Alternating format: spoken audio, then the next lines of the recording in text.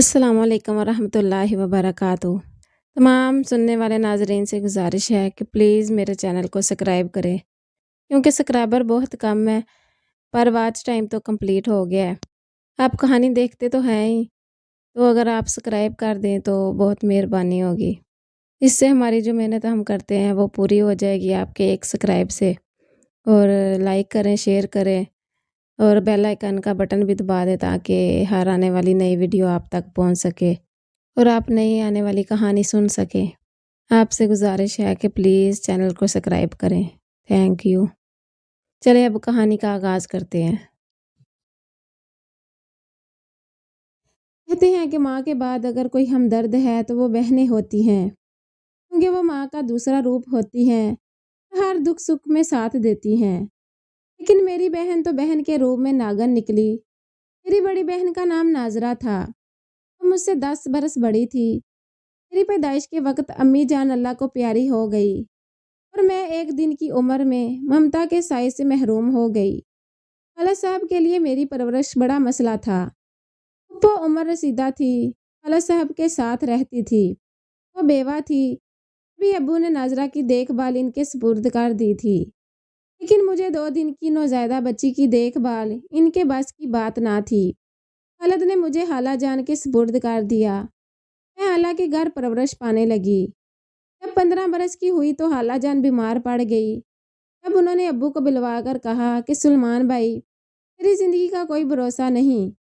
बेहतर है आप अपनी बच्ची को ले जाएं। अब्बू मुझे घर ले आए। इस वक्त बड़ी बहन नाजरा 25 बरस की हो चुकी थी। वो अब भी साथ रहती थी, लेकिन वो ज़्यादा सोशल ना थी। हाजी नाजरा का रिश्ता ना हो सका था और इस बारे में वालिद साहब बहुत फिक्रमंद थे। जब मैं अब्बू के घर आई, दिल में बड़े अरमान थे कि बाजी से मिलूंगी। मुझे देखकर बड़ी बहन खुश होगी और हम साथ रहेंगे। वक्त खूबसूरत हो जाएगा। यहाँ मामला इसके बरअक्स निकला। हाजी ने मुझे खुश दिली से कबूल ना किया। चाहिए तो ये था कि वो मेरा वालहाना इस्तकबाल करती। हम बहनें मुद्दत बाद मिली थी, लेकिन उन्होंने बदसलूकी शुरू कर दी।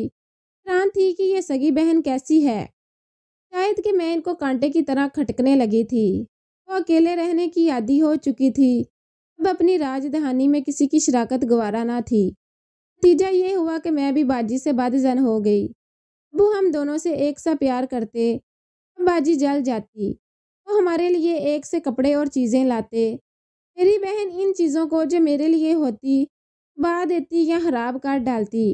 मैं रोती तो फूफी चुप कराती और समझाती कि सब्र करो और वाला से शिकायत ना करो, वो दुखी हो जाएंगे। मेरे दिल में अपनी बहन के लिए जगह पैदा ना हो सकी और मैं इनसे दूर दूर रहने लगी। वो बुलाती भी तो जवाब ना देती थी, क्योंकि मुझे इन पर एतबार ना रहा था। जाने अब क्या रवैया इख्तियार कर लें। मैं हाला के घर खुश रहा करती थी।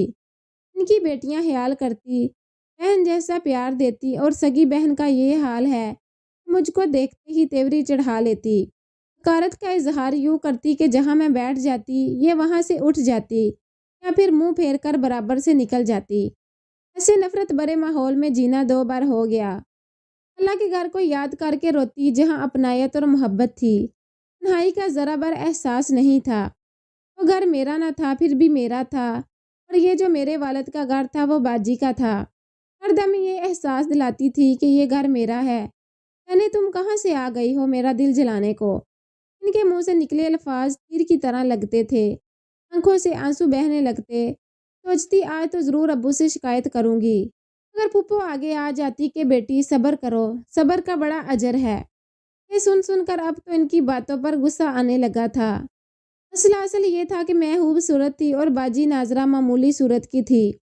मेरी नौहेज उम्र थी, लिहाजा जो मुझे देखता बेहतियार शक्ल सूरत की तारीफ करता। इस पर बाजी का दिल जलता था, हसद महसूस करती थी। 5 साल ऐसे ही घुट घुट कर गुजार दिए। बाजी की उम्र ढलने लगी थी। अभी तक रिश्ता ना हुआ था। रिश्ता देखने जो आते की बजाय मुझे पसंद कर लेते। अबू कहते कि नहीं, पहले बड़ी की शादी करूंगा, बाद में छोटी की होगी। इस जवाब पर रिश्ते वापस हो जाते। एक रोज हाला मेरे लिए अपने देवर के बेटे सुल्तान का रिश्ता ले आई। खालिद ने इनको भी वही जवाब दिया। अल्लाह ने कहा, देखो भाई, मेरा फायजा पर बहुत हक है। ये 2 दिन کی تھی جب گود لیا تھا اور 15 برس پالا ہے۔ اب تم یہ رشتہ نہیں ٹھکراؤ گے؟ اگر ابھی شادی مقصود نہیں تو ہم انتظار کر لیتے ہیں، پہلے بڑی کا بیاہ کر لو، فائزہ کا بعد میں کر دینا، اگر منگنی ابھی کر دو تاکہ ہمارے دل کو تسلی رہے۔ اللہ کا احسان ایسا نہ تھا کہ والدین کو ناراض کرتے، انہوں نے بات مان لی اور میری منگنی سلطان سے کر دی۔ منگنی کے بعد ہمارے سونے گھر میں بہار آ گئی۔ اللہ اور ان کی بیٹیاں آئے دن ہم سے ملنے کو آنے لگی، کبھی کبھی ان کے ساتھ سلطان بھی آتے۔ سلطان کو میں اچھی لگتی تھی، بہانے سے آتے باتیں کرنے لگتے، میری خالہ ساتھ بھی ساتھ ہوتی، رونق ہو جاتی۔ رفتہ رفتہ میں بھی سلطان سے مانوس ہو گئی، ان کا انتظار کرتی، ہفتہ بھر نہ آتے تو شکوہ کرتی، اور خالہ ساتھ بہن ربیہ کو پیغام دیتی کہ سلطان سے کہو آئیں، ہمارا جی اداس ہے۔ سلطان ہفتہ میں ایک بار آنے لگے، ہم بات چیت کرتے، یہ بات باجی کو بری لگتی، سلطان کو دیکھ کر ان کے چہرے کا رنگ بدل جاتا، ناگواری کا اظہار کرنے لگتی، جیسے کہ ان کے سینے پر سانپ لوٹ جاتا ہو۔ رفتہ رفتہ ناظرہ باجی نے میرا جینا حرام کر دیا، مجھے سلطان سے بات کرنے نہ دیتی، حتی تواضع سے روکتی، حتیٰ کہ چائے بناتی تو گرا دیتی۔ وہ خود تو گھر کی ملکہ بنی ہوئی تھی اور مجھ سے نوکرانی جیسے سلوک کرتی تھی۔ ہر وقت کی اس بے عزتی اور لعن طعن کو میں کب تک سہتی؟ سلطان سے بھی یہ باتیں چھپاتی کہ کہیں وہ گھر آنا نہ چھوڑ دیں، تاکہ رشتہ ہی نہ توڑ دیں۔ ابو نے ناظرہ کو بہت سمجھایا کہ یہ چھوٹی بہن ہے، اس کے ساتھ ایسا ناروا سلوک مت کیا کرو، وہ باز نہ آتی۔ اصل میں تو ان کو اس بات کا دکھ تھا کہ میری منگنی ہو گئی تھی اور ان کا رشتہ ابھی تک نہیں ہو سکا تھا۔ میری اور سلطان کی محبت کو بھی وہ اچھی نگاہ سے نہ دیکھتی تھی، ہماری محبت ان کو بری طرح کھٹکتی تھی، کیونکہ میری خوشی ان سے برداشت نہیں ہو پا رہی تھی، اور ان کی حسد بری طبیعت کا میرے پاس کوئی علاج نہیں تھا۔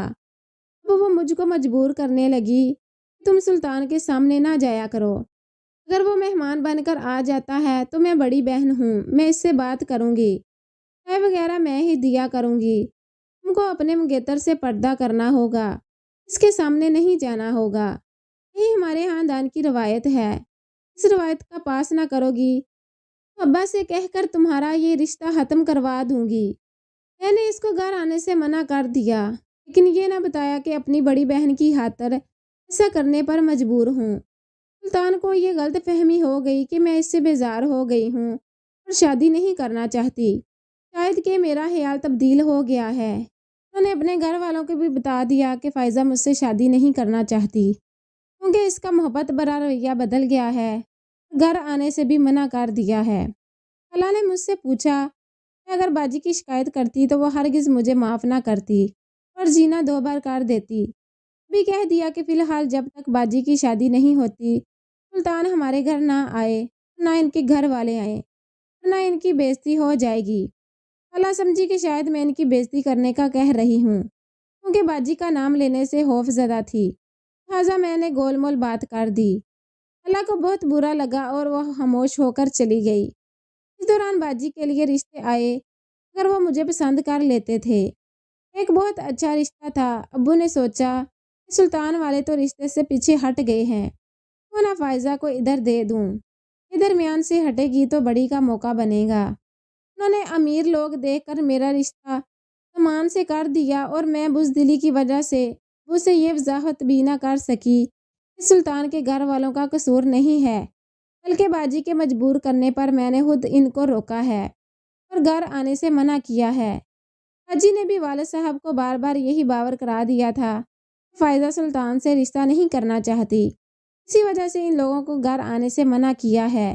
پھر میری شادی زمان ہاں سے ہو گئی اور میں کسی کو بھی اپنے حالات کی وضاحت نہ دے سکی۔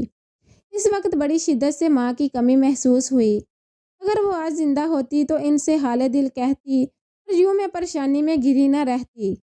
اللہ تو ناراض تھی، انہوں نے آنا ہی چھوڑ دیا تھا، ان کو ابھی دل کی بات نہ بتا سکی، وہ مجھے گستاخ اور مجرم کہتی تھی۔ میری شادی کے بعد جیسے میری بہن کو سکون آ گیا ہو۔ سازش کا شکار ہو کر میں تو ملتان سے لاہور بہا کر چلی گئی اور اپنے نصیب سے سمجھوتا کر لیا، لیکن والد صاحب کو بعد میں اپنی غلطی کا احساس ہوا اور وہ خالہ کو منانے ان کے گھر گئے، رشتے کی باتیں پھر سے ہونے لگی اور خالو جان نے ناظرہ کو سلطان کے لیے مانگ لیا۔ ابو تو یہی چاہتے تھے کہ کسی طور بڑی کا رشتہ ہو۔ انہوں نے فوراً ہاں کر دی۔ سلطان کو بھی والدین نے دباؤ ڈال کر منا لیا اور میری باجی میرے سابقہ منگیتر کی بیوی بن گئی۔ سلطان نے والدین کی خوشی کو خاطر میں لایا، حالانکہ اس کے دل میں ابھی تک میری یاد باقی تھی۔ اسے علم نہ تھا کہ ناظرہ کی ہی سازش سے میں اور وہ ایک دوسرے سے دور ہوئے ہیں۔ باجی اب بھی اسے یہی یقین دلاتی تھی کہ فائزہ نے خود انکار کیا تھا، وہ تم سے شادی نہ کرنا چاہتی تھی، اس لیے تم کو گھر آنے سے منع کیا تھا۔ باجی تو اپنی چال میں کامیاب اور خوش و خرم ہو گئی، لیکن میری قسمت کھوٹی نکلی۔ اس بندے سے میری شادی والد صاحب نے امیر کبیر جان کر کروا دی تھی۔ وہ پہلے سے شادی شدہ تھا اور 3 بچوں کا باپ تھا۔ بیوی بچے ساتھ لے گئی تھی۔ مان خان نے پہلی زوجہ کو طلاق نہ دی تھی، بلکہ وہ روٹ کر میکے جا بیٹھی تھی۔ جب اسے معلوم ہوا کہ زمان نے اور شادی کر لی ہے، وہ اپنے بھائیوں کے ہمراہ واپس آ گئی۔ 3 بچے اس کے 3 قومی ہتھیار تھے اور اس کی پوزیشن اپنے بااثر و رسوخ بھائیوں کی بدولت کافی مضبوط تھی۔ کافی جھگڑے کے بعد یہ فیصلہ ہوا کہ زمان مجھے طلاق دیں گے اور پہلی بیوی بچے ان کے پاس رہیں گے۔ بچوں کی خاطر اس شخص نے اپنے سالوں کی شرط مانی اور مجھے طلاق دے کر میکے بھجوا دیا۔ مجھے تو بے قصور طلاق ہوئی تھی، لیکن میری بہن نے یہ کہنا شروع کر دیا کہ میں نے سلطان کی وجہ سے گھر نہیں بسایا اور طلاق لے کر آ گئی ہوں۔ حالانکہ ان دنوں میں امید سے تھی۔ بڑی بہن نے مجھے رکھنے سے انکار کر دیا۔ والد صاحب اکیلے تھے، انہوں نے شرط رکھی تھی کہ جب تک وہ زندہ ہیں ناظرہ ان کے پاس رہے گی اور سلطان گھر داماد ہوں گے۔ جس گھر میں ناظرہ اور سلطان رہتے تھے مجھے بھی وہاں ہی رہنا تھا، کیونکہ یہ میرے والد کا گھر تھا اور میں کہاں جاتی، وہ بھی اس حال میں جب کہ میں امید سے تھی۔ جلد ہی مجھے یہ احساس ہو گیا کہ یہاں رہنا تو سوکن کے ساتھ رہنے سے بھی زیادہ دشوار ہے۔ سلطان میرا خیال رکھتے تھے، جبکہ سگی بہن میرے بدن سے سانس بھی کھینچ لینا چاہتی تھی۔ ناظرہ کا جب مجھے گھر سے نکالنے پر کوئی بس نہ چلا تو اس نے ایک نہایت گھنونا الزام دھر دیا۔ فائزہ کو جب طلاق ہوئی تھی یہ امید سے نہیں تھی، بلکہ اب امید سے ہو گئی ہے اور سلطان اس کے مجرم ہے۔ جب والد صاحب نے ایسی بات سنی وہ بہت پریشان ہوئے، کیونکہ وہ بوڑھے ہو گئے تھے۔ ایسے پہ در پہ صدمے سہنے کی تاب ان میں نہ تھی۔ سلطان کو ناظرہ کے اس الزام نے سخت پریشان کر دیا تھا۔ اب ساری سازش ان کی سمجھ میں آ گئی۔